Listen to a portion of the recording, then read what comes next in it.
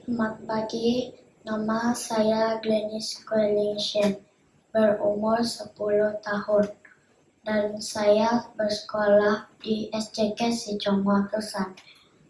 Kode sekolah saya ialah YCC 5201. Baru-baru ini, saya telah membaca sebuah buku yang bertajuk Rahasia Bangau Terbongkar, yang ditulis oleh Nur Azlin Jafar, yang diterbitkan oleh penerbitan Pelangi. Buku ini mengandungi 15 muka surat. Cerita ini bermula dengan Pak Mat yang sedang mencari kayu api di hutan. Ketika dalam perjalanan, beliau menemui seekor bangau yang cedera di kaki. Dengan rasa belas kasihan, Ahmad merawat bangau tersebut sehingga ia sembuh. Setelah sembuh, bangau itu terbang pergi.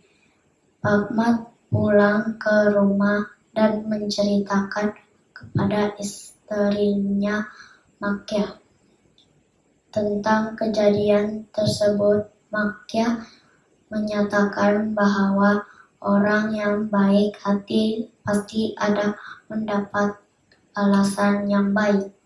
Tidak lama selepas itu, seorang gadis muncul di rumah Pak Mat dan Makia. Gadis tersebut meminta tempat untuk bermalam karena tersesat jalan.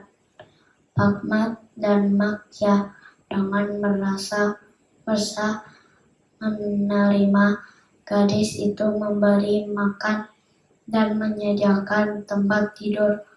Keesokan pagi, mereka terkejut apabila rumah mereka sudah dibersihkan dan sarapan telah disediakan. Gadis itu kemudian meminta izin untuk menenun songket di rumah mereka, tetapi dengan syarat agar tiada sesiapa boleh melihatnya ketika dia menenun. Pak Mat dan Makia bersetuju, namun mereka tidak dapat menahan rasa ingin tahu dan akhirnya membuka pintu bilik tempat gadis itu menenun. Mereka terkejut apabila mendapati gadis tersebut sebenarnya adalah bangau yang telah diselamatkan oleh Pak Mat dahulu. Bangau itu menenun kain songket dengan bulunya sebagai tanda terima kasih kepada Pak Mat dan Makia.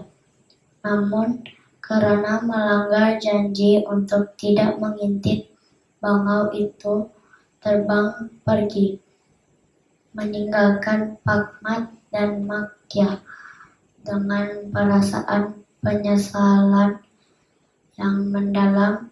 Buku ini membawa beberapa message penting. Antaranya adalah mengenai pentingnya menjaga janji dan kepercayaan. Walaupun Pak Mat dan Makia telah berbuat baik dengan menyelamatkan bangau, mereka telah melanggar janji mereka untuk tidak mengintip gadis itu menenun, yang akhirnya menyebabkan kehilangan bangau tersebut. Selain itu, cerita ini juga mengajarkan kita tentang rasa terima kasih dan kesetiaan. Bangau itu, walaupun hanya seekor hewan, membalas kebaikan yang diterimanya dengan menenun songket yang berharga. Ini mengingatkan kita bahwa setiap kebaikan, walaupun kecil, pasti akan dihargai oleh orang lain atau hewan sekalipun. Buku ini sangat sesuai untuk murid yang ingin mempelajari tentang nilai-nilai murni di dalam kehidupan seharian. Cerita ini bukan sahaja menghiburkan, tetapi saya juga memberi pengajaran yang sangat berguna dalam membentuk karakter yang baik. Sekian, terima kasih.